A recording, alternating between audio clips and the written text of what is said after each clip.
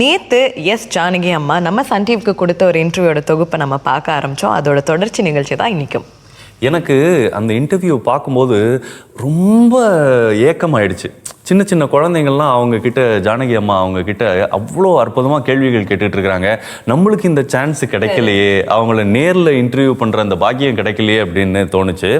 இன்னொரு முக்கியமான விஷயம், அவங்க பேசுகிற விதம் குழந்தை மாதிரியே பேசுறாங்க. அந்த குழந்தை குரல்ல அந்த ஒரு இன்னசென்ஸ் இருந்துகிட்டே இருந்தது அவங்களோட பேச்சுல. எனக்கு டக்குன்னு எனக்கு ரொம்ப ஃபேவரட்டான பாடல்கள் நிறைய இருக்கு அவங்களுடைய பாடல்கள். அதுல சின்ன தாயவள் பாட்டு அண்ட் விஐபியில் நான் போன பின்னு அப்படின்னு அந்த ஆரம்பிக்கும் போது அந்த அம்மா சாங்கு அப்படியே என் காதுகளில் அப்படியே ஒழிச்சுக்கிட்டே இருக்கு. இப்போ அந்த இன்டர்வியூ நம்ம பார்க்கலாமா, என்ன சொல்லியிருக்கிறாங்க?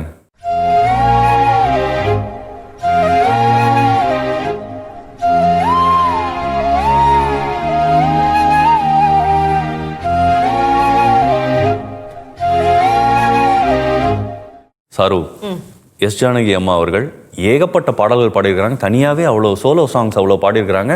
ஆனால் மேல் சிங்கர்ஸோட நிறைய பாடல்கள் பாடி அவ்வளோ பாடல்களும் ஹிட்டு. டிஎம் சௌந்தரராஜன் ஐயா அவர்கள், அப்புறம் ஜெயசாஸ் ஐயா அவர்கள், அப்புறம் எஸ்பிபி அவர்கள், இவங்களோடெல்லாம் பாடின அனுபவத்தை பற்றி அவங்க சொல்லியிருக்கிறாங்க. அதை பற்றி பார்க்கலாம். திரு டிஎம் சௌந்தரராஜன், திரு கேஜே யேசுதாஸ், திரு எஸ்பி பாலசுப்ரமணியம் இவர்களோட பாடல் பதிவில் மறக்க முடியாத அனுபவங்கள் பற்றி சொல்லுங்களேன். அனுபவங்கள்னு ஒன்றும் சொல்ல முடியாது, ஆனால் ரொம்ப சந்தோஷமாக இருக்குது. தே வெரி கிரேட் சிங்கர்ஸ் ஒருத்தர். சவுந்தரராஜன் அவர் பாடினாருன்னா சில சாங்ஸ் நிஜமாக அவர் பாடினா தான் அந்த சாங் நல்லா இருக்குமோ அப்படின்னு தோணும். அவர் யேசுதாஸ், அது ஒரு நல்ல கனமான மெலோடியஸ் வாய்ஸ், ரொம்ப நல்ல வாய்ஸ். இப்போது இந்த பாட்டு கேட்டிருப்பீங்க, அம்மா வென்றழைக்காத உயிரில்லையே, அம்மாவை நினைக்காது உயர்வில்லை, கேட்டிருப்பீங்களே. எவ்வளோ நல்லா பாடுறீங்க. இப்படி சாங்ஸ் எல்லாம் அவர் ரொம்ப நல்லா பாடுவார். இப்படி சவுந்தரராஜன் ஆகட்டும், கிரேட் சிங்கர்ஸ். பாலசுப்ரமணியம் சொல்லவே வேண்டாம், அவர் என்ன பாட்டு கொடுத்தாலும் எந்த டைப் சாங் ஆனாலும் அது கூட அவர் ஒரு கணத்தில் பாட்டு கற்றுக்கிட்டு ஒரு வாட்டி பாடினா போகிறோம் மியூசிக் டைரக்டர். நிறைய வாட்டி கற்றுக்க மாட்டார், ஒரு டக்க பாடிடுவார். எந்த மாதிரி சாங் ஆனாலும் சொந்தமாக இன்னும் எக்ஸ்பிரஷன்ஸு இதெல்லாம் சங்கதிகள் போட்டு சொன்னதை விட ஜாஸ்தியாக அவங்களோட மலேசியா வாசுதேவன் ஆகட்டும், எல்லோரும் நல்ல சிங்கர்ஸ். மனோ எல்லாரோட பாடும்போதும் எனக்கு ரொம்ப சந்தோஷமாக இருக்கும். எல்லாருக்குமே வந்துட்டு அவங்க செய்கிற விஷயத்தில் ஏதோ ஒரு ஃபேவரட்டிசம் இருக்கும். அந்த மாதிரி இவங்க பல ராகத்தில் பாடல்கள் பாடியிருக்காங்க. இவங்களுக்கு பிடிச்ச ராகம் என்ன அப்படிங்கிற ஒரு கேள்விக்கான பதிலும் சொல்லியிருக்கிறாங்க. அண்ட் இவங்க பாடி ஒரு நாள் மழை வந்திருக்கான், அதை பற்றியும் சொல்லியிருக்காங்க. வாங்க கேட்கலாம். உங்களுக்கு பிடிச்ச ராகம் எது? அதில் ஒரு பாட்டு பாடி காமிங்களேன். எனக்கு பிடிச்ச ராகமா? எனக்கு பிடிச்ச ராகம்னு சொன்னால் ஆக்சுவலாக அமிர்தவர்ஷினி ராகம் ரொம்ப பிடிக்கும். அமிர்தவர்ஷினி, அப்புறம் அந்த மாதிரி கொஞ்சம் ஒரு மாதிரி, அப்புறம் மூடியே இருக்கிற ராகங்கள், காமவர்த்தனி, இந்த மாதிரி எல்லாம் எனக்கு ரொம்ப பிடிக்கும்.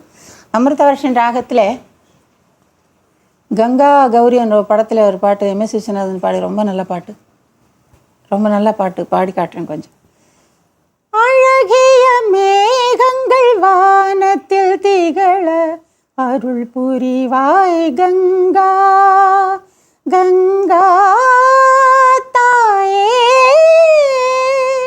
இது எதுக்கு சொல்கிறேன்னா, அமிர்தவர்ஷினி ராகம் பாடினா மழை வரும்னு சொல்கிறாங்க. நான் கரெக்டாக பாடுறவங்க, நல்லா பாடுறவங்க பாடணும், இவ்வளோ கூட மாறக்கூடாது. அவ்வளோ நல்லா பாடுறவங்க பாடினாங்கன்னா கண்டிப்பாக மழை வருமா. ஒரு நாளைக்கு நான் ரெக்கார்டிங் போயிட்டு வரும்போது, போன 2, 3, 4, 5 வருஷம் முன்னாடி, அப்போது மழை இல்லை மெட்ராஸில், ரொம்ப கஷ்டமாக இருந்தது.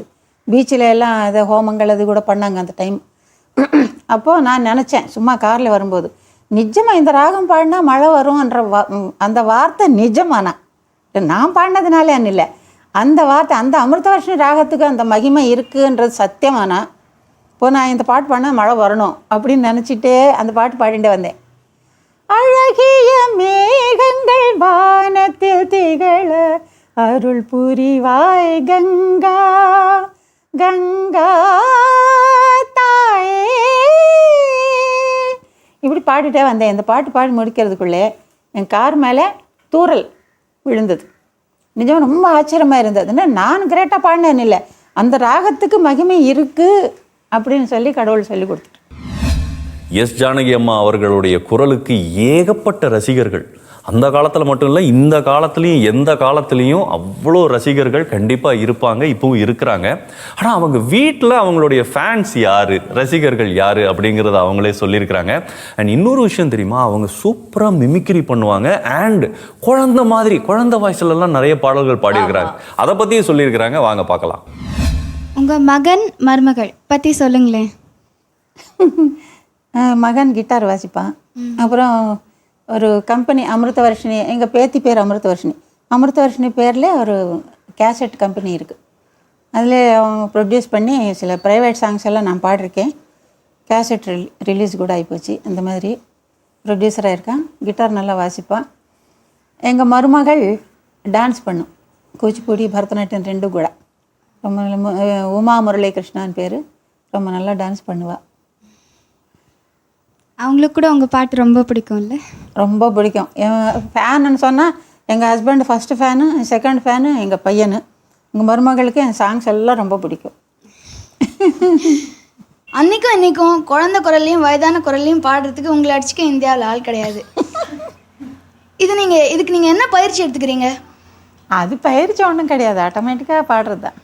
நான் சும்மா குழந்தைங்கக்கிட்ட எல்லாம் பேசிகிட்டே இருப்பேன். சின்ன நீ பேசு, நான் பேசுவேன்.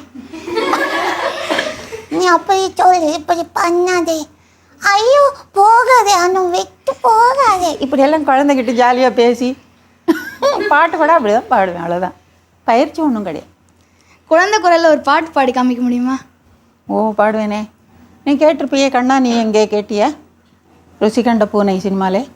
கண்ணா நீ எங்கே, வா வா நீ எங்கே, நீ இருக்கும் இடம் எனக்கு தெரியாதே, நீயே என்னிடம் ஓடி வா கண்ணா கண்ணா. அதே மாதிரி வயதான குரல்லையும் ஒரு பாட்டு பாடி காமிங்களேன். கங்கை அமரன் மியூசிக் பண்ணி ஒரு பாட்டு, ஒரு வயசான கிழவியும் பாடுவா, ஒரு 16-18 இயர்ஸ் கேர்ள், ரெண்டு பேரும் பாடுறது. அந்த பாட்டு பாடி காட்டுறேன். அடி என்னடி ராக்கு, இப்போ என்னவோ போக்கு, அது சுத்தமாக சொல்லிவிடம்மா. ரொம்ப நீளுது நாக்கு, இனி வீங்கிடும் மூக்கு, நீ வந்த வழி பார்த்து செல்லம்மா. ஒரு ஆளான வாலிபனை பார்த்ததும் நீங்கள் ஆளவட்டம் போடுறது ஏனம்மா. அடு கெட்டது ஊரு தான், கேட்குறது யாரு தான். என்னடி பாட்டி, அந்த பொண்ணு பாடுவேன். என்னடி பாட்டி இப்போ என்னத்துக்கு போட்டி, நீ தள்ளி கொஞ்சம் எட்டி நில்லம்மா.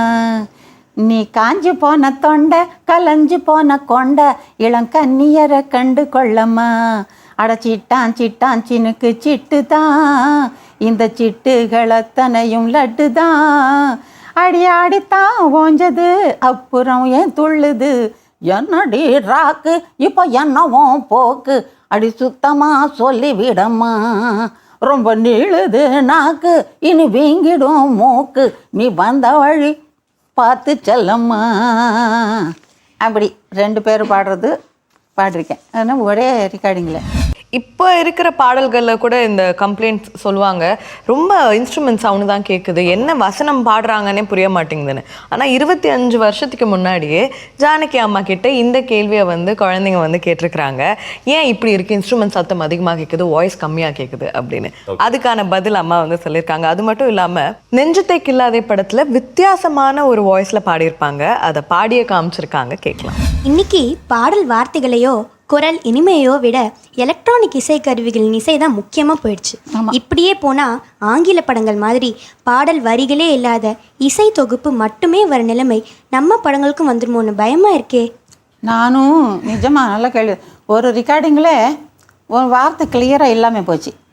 நான் சொன்னேன், என்னங்க வார்த்தை கிளாரிட்டி இல்லை, கொஞ்சம் நல்லா வேர்ட்ஸ் கிளியராக இருக்கிற போல பண்ணால் நல்லா இருக்கும் ரெக்கார்டிங்னு சொன்னேன். அந்த ப்ரொடியூசர் சொல்கிறாரு, வார்த்தை எதுக்கம்மா, வார்த்தை தேவையில்லை, எப்படி இருந்தாலும் பரவாயில்ல, வார்த்தை கிளாரிட்டி கேட்க வேண்டாம்.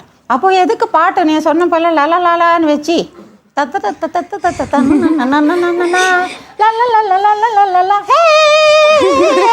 இந்த மாதிரி பாட்டு வச்சுக்கலாம், வார்த்தையே தேவையில்லை. கஷ்டப்பட்டு லிரிக் ரைட்டர் பாவம் பாட்டு எதுக்கு எழுதணும், அது கிளாரிட்டி இல்லாமல் ஏன் போகணும், கஷ்டப்பட்டு நாங்கள் ஏன் பாடணும் இல்லையா? ஒவ்வொரு வேர்டும் கிளியராக தெரியணும், அதுதான் ரெக்கார்டிங். எலக்ட்ரானிக்ஸ் இருந்தாலும் அது பாட்டுக்கு தனியாக இருக்கட்டும், வாய்ஸ் வரும்போது இது கிளியராக இருக்கணும். அப்படி ரெக்கார்ட் பண்ணால் ஃபஸ்ட் கிளாஸாக இருக்கும் சாங்ஸ். கஷ்டமாக இருக்கும், எங்களுக்கு ரொம்ப கஷ்டமாக இருக்கும்.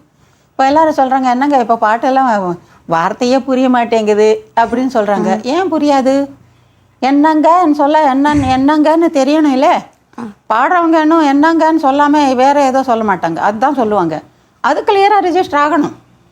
இப்போது நெஞ்சத்து கீழதில் அந்த பாட்டு ஒரு 15 இயர்ஸ் அந்த மாதிரி ஒரு குரல் மாறிண்டே. இப்போது நீ சின்ன பையன், உனக்கு பொம்பளை குரல் தான் இருக்கும், உனக்கு மேல் வாய்ஸ் இன்னும் வரல. இன்னும் கொஞ்ச நாள் போனால் உனக்கு கூட வாய்ஸ் மாறும். அந்த வாய்ஸ் மாறுற டைமு அந்த பாட்டு அது வந்து ஆக்சுவலாக எனக்கு தெரியாது. ரெக்கார்டிங் போகிற வரைக்கும் அந்த பாட்டு பாடணும்னு தெரியாது. ரெக்கார்டிங் போனப்புறம் மேல் வயசில் இந்த பாட்டுன்னா இளையராஜா நான் கேட்டேன், என்னங்க இது இப்போ இந்த மாதிரி பாட்டு நான் எப்படி பாட முடியும், யாராவது மேல் பாடினதானே நல்லா இருக்கும். இல்லை இது அப்படி வாய்ஸ் மாறுற இதானதுனால நீங்கள் அந்த மாதிரி பாடினா ரொம்ப நல்லா இருக்கும், நீங்கள் கண்டிப்பாக பாடுவீங்கன்னு சொல்லி ரொம்ப வற்புறுத்தி என்னை பாட வச்சாங்க. சரி ட்ரை பண்ணுறேன்னு சொன்னேன், நல்லா அமைஞ்சிருக்கு. மம்மி பேரு மாறே என் ஊரும் வேலைச்சேரே, அடிக்கடி என்ன வந்து கிடைக்கும், அந்த சங்கீதம் ரொம்ப ரொம்ப பிடிக்கும், தம்பூர சுதிக்கும் மிருதங்க ஜதிக்கும் மண்டைய போட்டாரேன் தாத்தா. மம்மி பேரு மாறே என் ஊரும் வேலைச்சேரே. இது பாட்டு நெஞ்சத்துக்கு இல்லாதே என்ற படத்துல வரும். சாரு, இன்னைக்கும் ஏதாவது ஒரு காம்படிஷன் அப்படின்னா இந்த பாட்டு இல்லாமல் இருக்கவே இருக்காது. கொஞ்சம் சலங்கை அப்படிங்கிற ஒரு படத்தில் இவங்க பாடின சூப்பர் ஹிட் சாங் சிங்கார வேலனே அப்படிங்கிற ஒரு பாடல். இந்த பாடலுக்கு சிவாஜி அவர்கள் எவ்வளோ பெரிய ஃபேன் அப்படிங்கிறது இவங்களே சொல்லியிருக்கிறாங்க. அண்ட் அது போக ஃபாரினில் இந்த பாட்டை ஒரு வாட்டி பாடினப்போ இவங்களுக்கு பரிசாக தங்க மோதிரம் கிடச்சிருக்கான். அந்த அனுபவத்தை பற்றியும் சொல்லியிருக்கிறாங்க, பார்க்கலாமா? இன்னைக்கும் ஜானகி மேடம்னா முதல்ல ஞாபகம் வர்றது சிங்கார வேலனை தெய்வாங்கிற பாட்டு தானே எல்லாரும் சொல்கிறாங்க. அந்த பாட்டு பாடிய அனுபவம் பற்றி கொஞ்சம் சொல்லுங்களேன். அதான் அந்த பாட்டு முதல்ல ட்ராக் எடுத்தாங்க, ஆர்கெஸ்ட்ரா ட்ராக் எடுத்தாங்க. ஏன்னா ஆக்சுவலாக நாதஸ்வரம் ஃபுல் சாங் நாதஸ்வரம், ஒரு லைன் பாடுறது ஒரு லைன் வாசிக்கிறது டுவேட் போல இல்லையா? இப்போது நாதஸ்வரம் வாய்ஸோடு சேர்ந்து வந்தால் அந்த காலத்தில் வந்து தனி ரூம் கிடையாது சிங்கருக்கு, ஒரே ஹால் தான். ஒரு ஹால்லையே இன்ஸ்ட்ருமெண்ட்ஸு வாய்ஸு, நாதஸ்வரம் பெரிய சவுண்ட் இருக்கும், தவளும் நாதஸ்வரம். ஒரே ஹாலில் பாடும்போது என்ன ஆகும்னா அந்த நாதஸ்வரம் அந்த வால்யூம் இந்த வாய்ஸ் மைக்கு பிக்கப் பண்ணும். அப்போது வாய்ஸ் ஏற்றுறது கம்மி பண்ணுறதெல்லாம் ரொம்ப ப்ராப்ளம் ஆகிடும். அதனால தான் நினைக்கிறேன் ட்ராக் எடுத்தாங்க. அப்புறம் சில சிங்கர்ஸு ட்ரை பண்ணாங்கன்னு கேள்விப்பட்டேன், எனக்கு தெரியாது.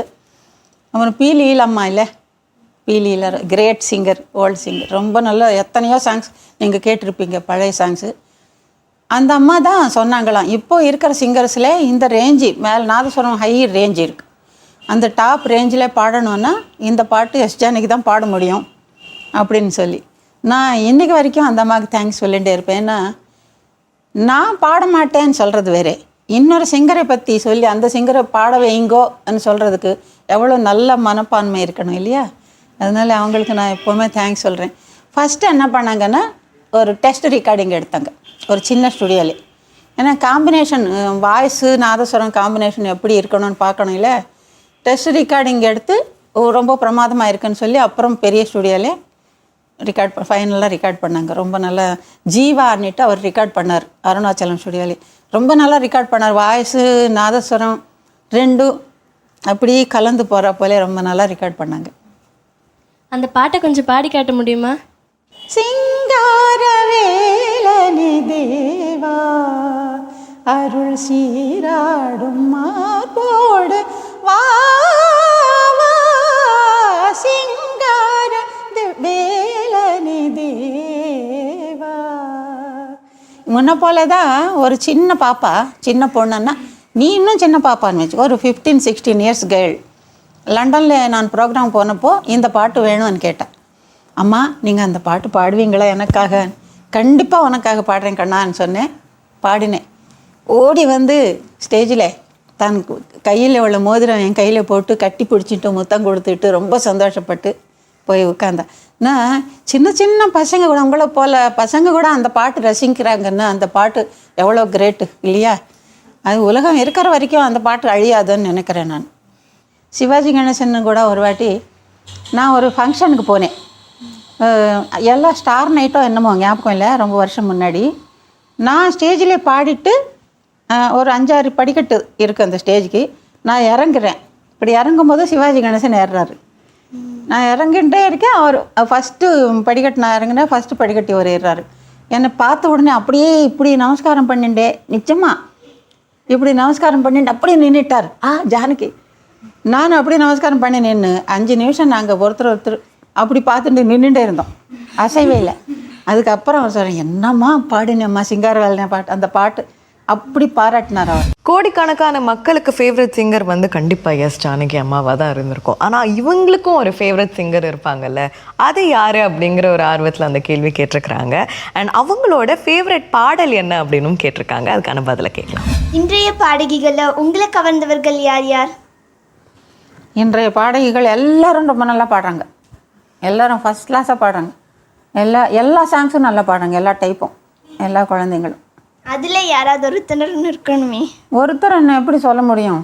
எனக்கு கை இஷ்டம், கால் இஷ்டம், மூக்கு இஷ்டம், கண் இஷ்டம், எல்லாமே இஷ்டம். அதில் ஒன்று மட்டும் உனக்கு இஷ்டமானா சொல்ல முடியாது. அப்படி எல்லாரும் என் உடம்புல உள்ள அங்கங்கள் போல் இப்போ இருக்கிற சிங்கர்ஸ் அவ்வளோ நல்லா பாடுறாங்க. நீங்கள் பாடின பாட்டிலேயே உங்களுக்கு பிடிச்ச பாட்டான பாடுங்களேன். எனக்கு நிறைய சாங்ஸ், இப்போது 15,000 சாங்ஸ் பாடிருக்கேன்ல, அதில் 14,500 சாங்ஸாவது எனக்கு பிடிச்சிருக்கும். இதில் ஒரு சாங்கு 2 சாங்கு ஏதோ, ஆனால் கூட அது அவ்வளோ பிடிக்கலன்னா கூட பாடின அப்புறம் நல்லா தான் வருது. முதல்ல என்ன சாங் நல்லா இல்லையான்னு நினச்சாலும் ரெக்கார்டிங் ஆனப்புறம் டோட்டலாக பார்க்கும்போது ரொம்ப நல்லா தான் வருது. அப்படி அந்த மாதிரி சாங்ஸ் ஒன்றும் கிடையாது, எல்லாமே பிடிக்கும் எனக்கு. நான் பாடினதெல்லாம் எனக்கு பிடிக்கும். அதில் உதாரணத்துக்கு சொல்லணும்னா செந்தூரப்பூவே, சின்ன சின்ன சின்ன வண்ண கோயில் கொஞ்சி கொஞ்சி கூவுதம்மா, இந்த பாட்டு பிக்சரைசேஷன் கூட ரொம்ப நல்லா. இந்த மாதிரி சாங்ஸ் எல்லாம் ரொம்ப பிடிக்கும். இது ஒன்று காற்றிலேந்தன் கீதம், இதெல்லாம் கூட ரொம்ப நல்ல சாங்ஸு. எதுவுமே. அப்புறம் மாதாவுன் கோவிலில் மணி தீபம் ஏற்றினேன், எல்லாம் நல்ல சாங்ஸ் தான். என்ன சொல்கிறதுக்கு வார்த்தையே இல்லை. ஒரு லைவ் கான்சர்ட் அப்போது நேச்சர் சம்டைம்ஸ் வந்து சப்போர்ட்டிவாக இல்லாமல் போகலாம், என்ன வேணாலும் நடக்கலாம். பட் இந்த மாதிரி ஒரு விஷயம் எஸ் ஜானகி அம்மா ஒரு கான்சர்ட்டில் இருக்கும்போது நடந்திருக்கு. அப்போ ஃபேன்ஸ் எந்த அளவுக்கு சப்போர்ட்டிவாக இருந்திருக்கிறாங்க அப்படிங்கிறத பற்றி அவங்க சொல்கிறாங்க, வாங்க கேட்கலாம். பொதுவாக சில பேர் வாழ்க்கையில் பார்த்தீங்கன்னா ஏதாவது ஒரு சம்பவம் நடக்கும்போது டக்குன்னு ஒரு பாட்டு ஞாபகம் வரும். இதே மாதிரி பாட்டு, இந்த பாட்டு நம்மளுக்கு ரொம்ப பொருத்தமாக இருக்க மாதிரி. அதே மாதிரி உங்கள் வாழ்க்கையில் நடந்த சம்பவம் இதே நீங்கள் பாடின பாட்டுக்கே ஏதாவது ஒத்து போகிற மாதிரி வந்திருக்கா? ஐயோ, அந்த மாதிரி நிறைய இருக்குது, எத்தனையோ சாங்ஸ் இருக்குது. ஆனால் ஒன்று ஞாபகத்தில் வருதுன்னா, இப்போ ஜானிலே காற்றிலேந்தன் கீதம், அது மழையிலே பாடுறதா? மழையில் என்ன ஸ்டேஜில் பாடுறது, இது என்ன படப்பிடிப்புன்னு சில பேர் நினைக்கலாம். ஆனால் நாங்கள் கர்நாடகாவில் ஒரு வாட்டி ஏதோ ஒரு ஊடு சிடில் கட்டா ஏதோ ஒரு ஊரில் நானும் பிபி ஸ்ரீனிவாஸ் கச்சேரிக்கு போனோம். அங்கே மழை பாருங்க, இப்படி பயங்கர மழை கொட்டுறது. ஆடியன்ஸு கொடை பிடிச்சிண்டு நின்று உட்காரல, 4 மணி நேரம் நின்று கச்சேரி கேட்டாங்க, ஒருத்தர் கூட அசையலை. அங்கே மழை வர்றது சகஜமாக என்னமோ தெரியாது, அதனால எல்லோரும் கொடை கொண்டு வந்திருக்காங்க. இல்லை மழை காலத்தினாலே கொண்டு வந்தாங்களோ. கொடை போட்டுண்டு நின்று எல்லோரும் கச்சேரி கேட்டது ரொம்ப ஆச்சரியம். அந்த மாதிரி ரியல் லைஃப்லேயே நடந்தது. காற்றில் இருந்தனுக்கு ஏதோ மழையிலே தானே வருது, எனக்கு அதுதான் ஞாபகம் வந்தது. ஆனால் ஒருத்தருக்காக எதிர்பார்த்து பாடினது இல்லை, அந்த படத்தில் ஒருத்தருக்காக எதிர்பார்த்து பாடுறது இது அந்த மாதிரி இல்லை. ஆனால் மழையிலே பாடினோம்.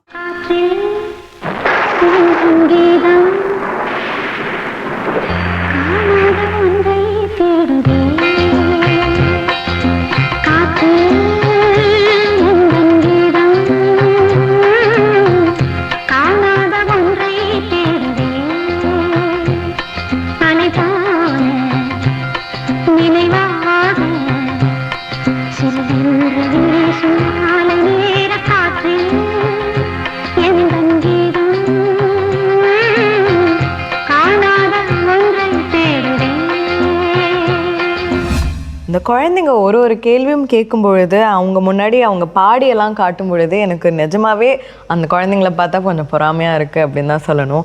நேரில் அவங்க பாடுறதுலாம் அவங்க கேட்டாங்க அப்படின்னு. இப்படி இந்த இன்டர்வியூ இன்னும் பார்த்துக்கிட்டே இருக்கலான்னு தான் தோணுது. பட் இதோட நம்ம நிகழ்ச்சியை முடிச்சுக்க வேண்டிய நேரம் வந்துருச்சு. கண்டிப்பாக ரொம்ப சாதாரண விஷயமே கிடையாது. 20 மொழிகள், 48,000க்கும் மேற்பட்ட பாடல்கள், 4 தேசிய விருதுகள், 33 மாநில விருதுகள், இதெல்லாம் தாண்டி மக்கள் மனசில் என்னென்னைக்கும் எஸ் ஜானகி அம்மா அவர்களுடைய குரல் ஒலிச்சுக்கிட்டே இருக்கும். அதுவே ஒரு மிகப்பெரிய விருது இல்லையா? ஸோ அவங்களுடைய இன்டர்வியூ தொகுப்பை நாம் இன்னைக்கு தொகுத்து வழங்கியிருக்கிறோம்னு நினைக்கும் போது உண்மையிலேயே ரொம்ப சந்தோஷமாக இருக்குது. இதே சந்தோஷத்தோட உங்களிடமிருந்து விடைபெறுவது உங்கள் சங்கர் அண்ட் சாரு.